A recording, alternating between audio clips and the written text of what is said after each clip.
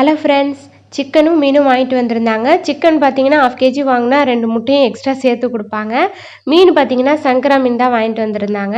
மீனை பொரிக்க சொல்லி தம்பி சொல்லிட்டான். பாப்பா வந்து சிக்கனை வந்து மசாலா ஃப்ரை மாதிரி பண்ணி விட்ருங்கம்மா அப்படின்னா. அவங்க அப்பா பேசாமல் ரசம் வச்சு விட்டுரு, அதான் 2 சைட் டிஷ் இருக்குல்ல, ரசம் வச்சுட்டு சாப்பிட்றலாம் மத்தியானம்னு சொல்லிட்டாங்க.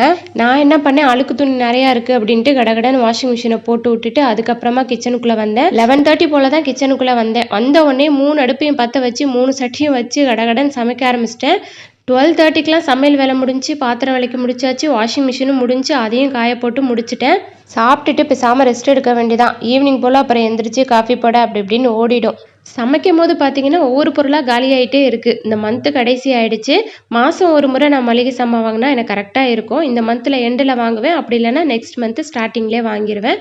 1 மந்த்து முடியறதுக்கும் எனக்கு மளிகை சாமான் முடியறதுக்கும் கரெக்டாக இருக்கும்.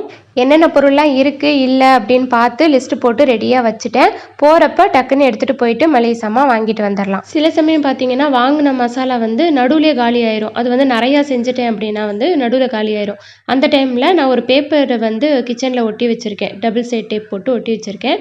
அதில் காலியான உடனே அதில் வந்து நான் எழுதி வச்சுருவேன். எங்கள் வீட்டில் வெளியே போகும்போது நான் எழுதியிருக்கதை இது இல்லை வாங்கிட்டு வாங்கன்னு சொன்னால் அவங்க வாங்கிட்டு வந்துடுவாங்க. அவ்வளோதான். இன்னொரு வீடியோவில் பார்க்கலாம். பாய்.